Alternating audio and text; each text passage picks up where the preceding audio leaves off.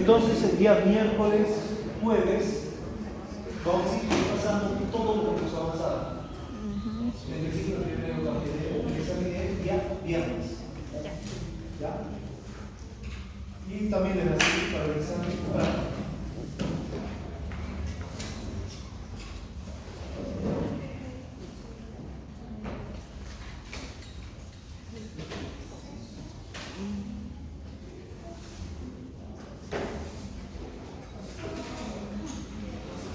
Entonces lo que vimos, que también ya se los pasé en las diapositivas, existe 4 estímulos por el cual el músculo liso se va a contraer.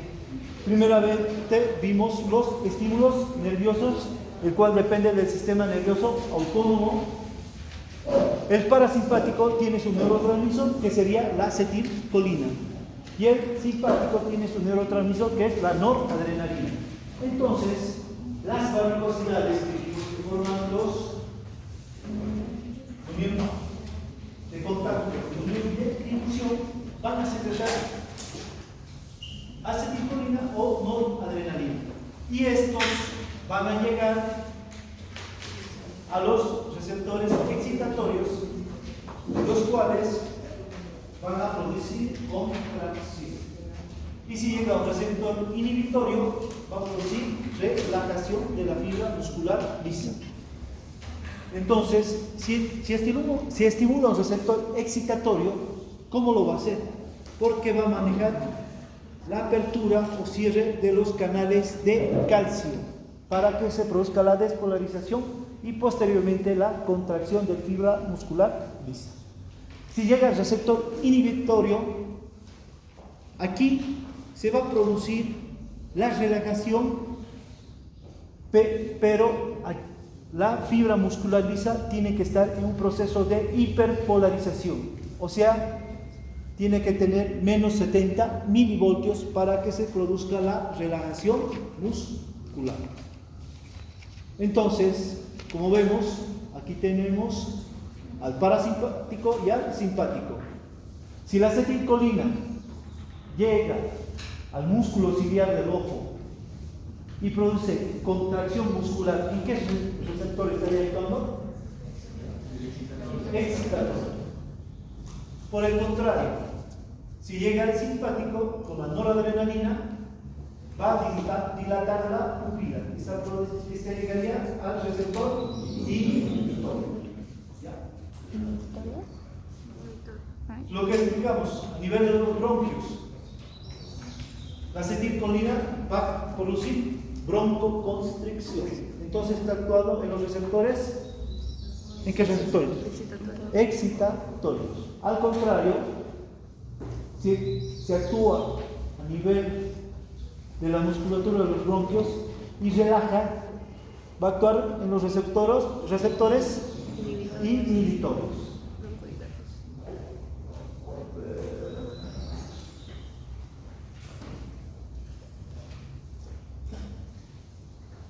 Generalmente, como vemos aquí, casi donde actúa el simpático es produciendo la relajación de las fibras musculares lisas a nivel del intestino, porque en casi todos relaja. En cambio, el parasimpático siempre está estimulando, ¿ya? Estimula la actividad intestinal, estimula la actividad del intestino, contrae la vejiga. Entonces, en casi todos los casos está actuando en los receptores. ¿En qué receptores? Excitatorios. En cambio, el simpático en casi todos está actuando en los receptores inhibitorios. Al contrario, lo que pasa a nivel del hígado, la norepinefrina va a estimular la liberación de la glucosa, o sea, que produce glucólisis. En cambio, el parasimpático va a inhibir la liberación de la glucosa. Bueno, eso lo vamos a ver cuando veamos la parte de neuroendocrino. Bueno, eso es la imagen que quería que vean sobre los receptores mediante los estímulos nerviosos. También vimos los estímulos tisulares, donde dijimos que esto sucede a nivel de las arteriolas y metaarteriolas. ¿Por qué? Porque estas tienen poca o nada de inervación. Entonces necesita estímulos mediante los factores tisulares. Por ejemplo, la disminución del oxígeno produce vasodilatación. ¿Por qué? Porque relaja las fibras musculares lisas. Lo mismo del CO2. Este está aumentado, igualmente va a producir vasodilatación. Lo mismo, si hay disminución de la temperatura o disminución del calcio, igualmente no va a producir vasodilatación. El potasio, cuando está aumentado, hay una hipercalemia, igualmente no va a producir una vasodilatación. Lo mismo, el ácido láctico, que es producido mediante la vía anaerobia, cuando hay un aumento del ácido láctico, se va a producir vasodilatación para que éste vaya por el sistema cardiovascular hasta el corazón y al hígado, donde son reutilizados y son útiles. Igual tenemos la adenosina, la cual produce relajación, vasodilatación, sobre todo en las arterias coronarias.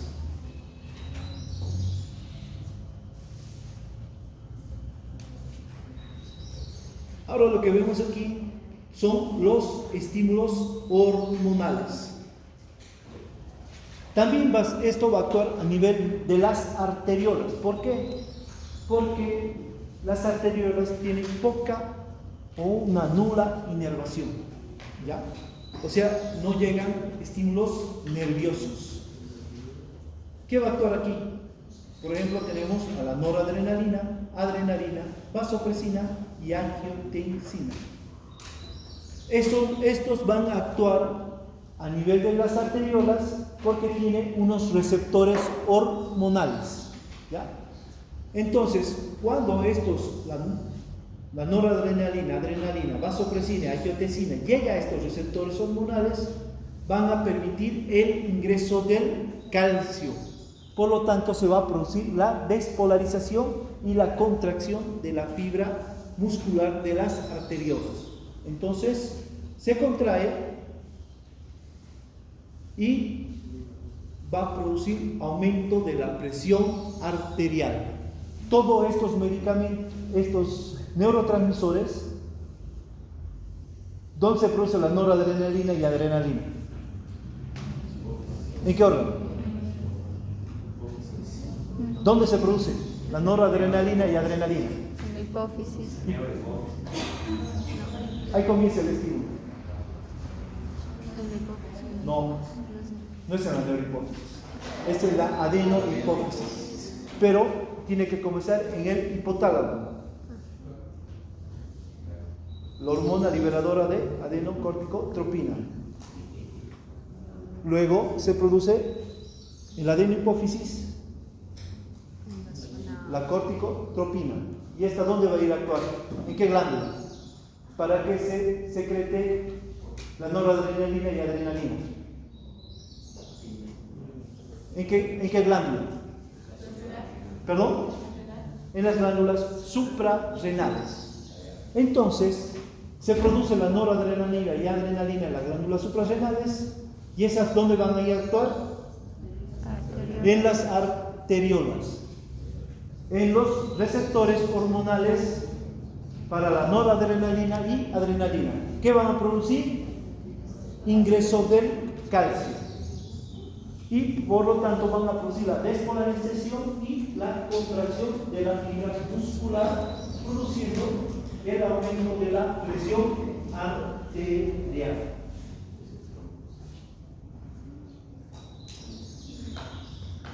La vasopresina, ¿dónde se produce? también conocida como hormona antidiurética. Adrián, esta se produce en la neurohipófisis. ¿Ya? Entonces, este igualmente va a actuar sobre los receptores hormonales que se encuentran en las arteriolas, provocando el ingreso del calcio, por lo tanto despolarización, y va a aumentar la presión arterial. Y la angiotensina, ¿cómo se produce la angiotensina? ¿Quién se ha encargado de producir la angiotensina? No, riñón. Sí, pero podemos poner junto a la renina. La renina lo convierte en angiotensina 1, va por el sistema vascular hasta los pulmones, ahí se transforma en angiotensina 2 por la enzima convertidora de angiotensina, y esta angiotensina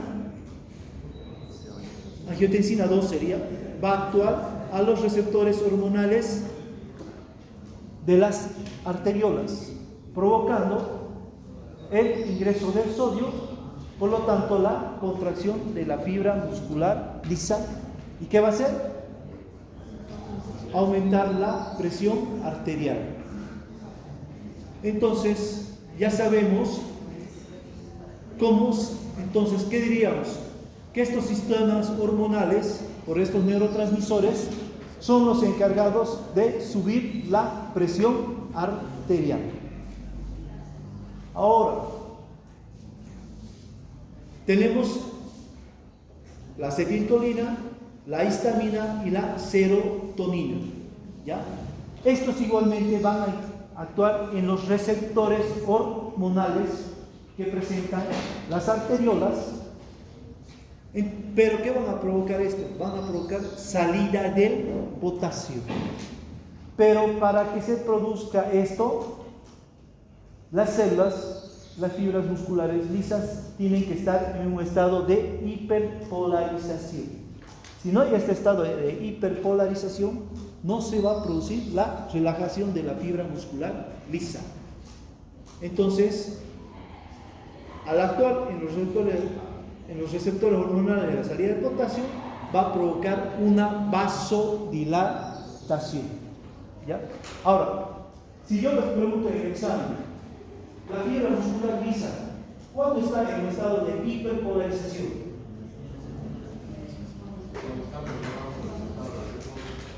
¿Cuánto sería? Menos 60. El estado de reposo es menos 60 menos 50. ¿Cuánto sería la hiperpolarización? Menos 70. Menos 70. Entonces ahí está en un estado de hiperpolarización. Bien, eso no se tiene que olvidar. Entonces, para que estas hormonas, acetilcolina, histamina, serotonina, produzcan la vasodilatación, produzcan la salida del potasio, tiene que estar en un estado de hiperpolarización. Dígame. ¿Hay alguna duda? ¿Está claro? Igual, tenemos otras sustancias como es el tromboxano A2. Igualmente, este van a actuar en receptores hormonales, produciendo el ingreso del calcio para que se produzca la vasoconstricción. ¿Quién produce el tromboxano A2? Lo produce el endotelio, el endotelio de los vasos. Cuando hay una lesión de los vasos sanguíneos, se rompe el endotelio y va a producir sangrado. Entonces, al producirse la ruptura del endotelio, se produce el tromboxano A2, que va a ir a actuar los receptores hormonales de las arteriolas y va a producir la despolarización y produce la contracción de la fibra muscular lisa para que aumente la presión arterial. ¿Ya? Otros que producen vasodilatación es el óxido nitroso y las prostaciclinas. ¿Ya? Igualmente, ¿dónde van a actuar? En los receptores hormonales de la salida de potasio.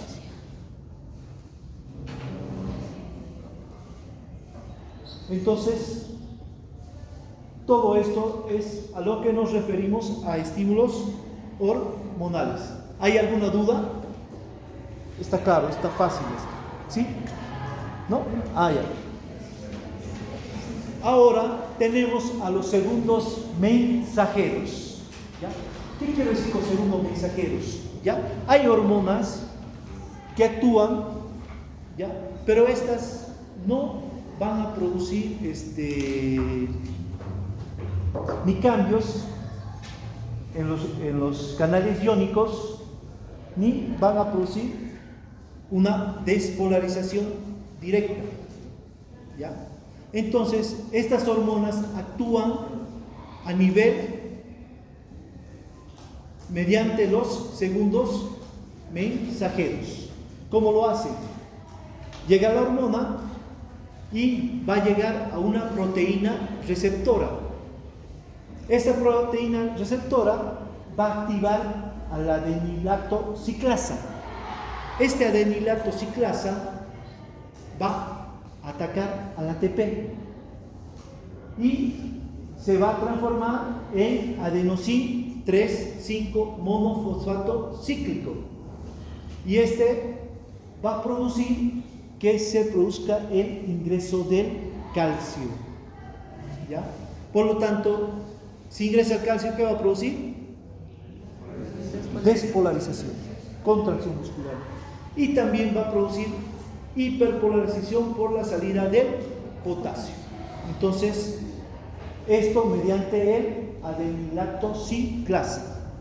Hay muchos medicamentos que actúan así mediante el AMP cíclico, o como lo conocemos, adenosín 3,5 monofosfato cíclico. Ahora, hay otras hormonas que actúan igual en las proteínas receptoras, pero estas van a activar al guanolato ciclasa, y este guanolato ciclasa va a formar el guanosín 3,5 monofosfato cíclico. ¿Y este qué va a producir? Va a producir la salida del calcio mediante la restricción de la entrada del calcio y la hiperpolarización. Entonces, ¿esto en qué va a producir? Va a producir vasodilatación. Entonces, el AMP cíclico, ¿qué va a producir? ¿Vasodilatación o vasoconstricción? Vasoconstricción. Y el guanosín 3,5 monofosfato cíclico, vasodilatación. Bueno, tenemos, dígame, Camila. ¿Perdón? El adenilato ciclasa. Adenilato ciclasa. El ATP y forma el AMP cíclico. Así como está en la diapositiva, así de fácil. Ahora, ejemplos. El guanosín 3,5 monofosfato cíclico, por ejemplo, es el mecanismo por el cual actúa el óxido nitroso. El óxido nitroso es un anestésico que es utilizado en otros países, por ejemplo Chile, lo utilizan los odontólogos. Entonces, mediante este óxido nitroso, dan anestesia, y este óxido nitroso, mediante este mecanismo, va a producir bajada de la presión arterial. Otro, los nitrodilatadores, los nitritos, por ejemplo la nitroglicerina. Esta nitroglicerina lo utilizamos en los pacientes que están sufriendo un infarto de miocardio. ¿Dónde va a actuar? En el guanosín 3,5 monofosfato cíclico. ¿Qué va a hacer? Vasodilatación mediante este mecanismo. Otro, el nitroprusiato sódico. ¿Ya? Es un medicamento que utilizamos en la hipertensión arterial. Dígame. La nitroglicerina, cuando hay infartos de miocardio. ¿Cuál es el mecanismo de acción de la nitroglicerina? Actúa como un segundo mensajero. ¿Dónde? En el guanosina 3,5 monofosfato cíclico. Entonces, ustedes ya saben cuál es el mecanismo de cómo actúa la nitroglicerina. El otro es el nitroprusiato sódico. Igualmente, esto cuando lo utilizamos generalmente en terapia intensiva. Pacientes que no se puede bajar la presión arterial con otros medicamentos convencionales, entonces utilizo el nitroprusiato sódico. ¿Ya? Entonces, ¿cómo actúa este? Como segundo mensajero. Dígame, Valentina. Perdón, entonces, ¿a partir de qué momento se usa para bajar? Por ejemplo, ¿hay un parámetro tipo de 170, 160, etc.? Estos nitritos, no te compliques la vida. Esto lo vas a volver a ver para la fisiopato y en cardiología. Y generalmente lo utilizamos cuando hay un infarto de miocardio, los nitritos. Pero hay tablas, seguramente que lo van a ver en cardiología, de cuándo vas a utilizar la nitroglicerina. ¿Ya? Entonces, aquí, ¿qué es lo importante que vos tienes que saber, Valentina? Que cómo actúa la nitroglicerina como segundo mensajero. ¿Ya? ¿Dónde actúa? ¿Cómo lo hace? ¿Ya? No va a ver que te llega una persona con dolor de pecho y vos directamente le vas a dar nitroglicerina. No. Primero tienes que hacer un diagnóstico. Y a veces, hasta los mismos cardiólogos a veces lo dudan, o un médico internista, si es un infarto o no.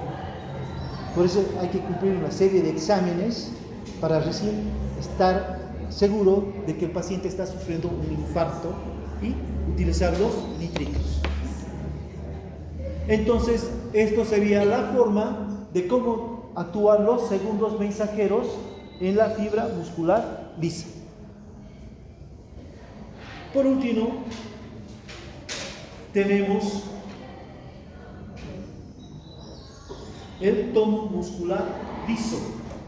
Entonces, como vemos, esto se da en las vísceras huecas, como ser intestinos, que siempre están en un estado de semicontracción. Igualmente, si vemos en el estómago, tenemos al cardias, que es un esfínter que en el momento de la digestión se encuentra cerrado, pero cuando hay hambre el cardias se abre, ¿ya? Pero al estar abierto está en un estado de semicontracción. Igualmente, el otro esfínter, el píloro, en el momento de la digestión, o sea, el paso de los alimentos del estómago al intestino delgado, duodeno, igual está abierto, pero al estar abierto igualmente está en un estado de semicontracción. ¿Por qué está dado este estado de semicontracción? Porque se mantiene un tono muscular que está dado por la suma de estímulos que están generando contracción muscular individualizadas. ¿Cuál va a ser esto? El potencial. ¿Qué tipo de potencial? El potencial de onda lenta, ¿ya? Que da estas contracciones musculares individualizadas. Igualmente, va a estar dado por la excitación prolongada de los músculos, por factores tisulares locales y hormonas circulantes. Entonces, todo esto nos da el estado de semicontracción, que es el tono muscular liso. Ahora, igualmente, hay un acortamiento de la fibra muscular lisa. Entonces, cuando llega el estímulo, la fibra muscular lisa se va a elongar y luego se produce un acortamiento. El acortamiento de la fibra muscular lisa es del 50 al 70%. En cambio, del músculo escleroesquelético, el acortamiento es del 25 al 35%. Entonces, el acortamiento es mayor en la fibra muscular lisa. ¿Ya? Entonces, con esto terminaríamos lo que es fisiología de la fibra muscular lisa. Y hasta aquí entraría el examen para el día viernes. Entonces, el día miércoles y jueves, que tenemos teoría, vamos a repasar todo para el examen. Si hay alguna duda, algo que no está claro en sus apuntes, o no se ha entendido, me lo hacen saber según cómo vayamos avanzando. Estos 2 días ¿ya? Y así se va a la competición. Sí, puede entrar acá, pero yo te voy a preguntar ¿cómo actúa eso?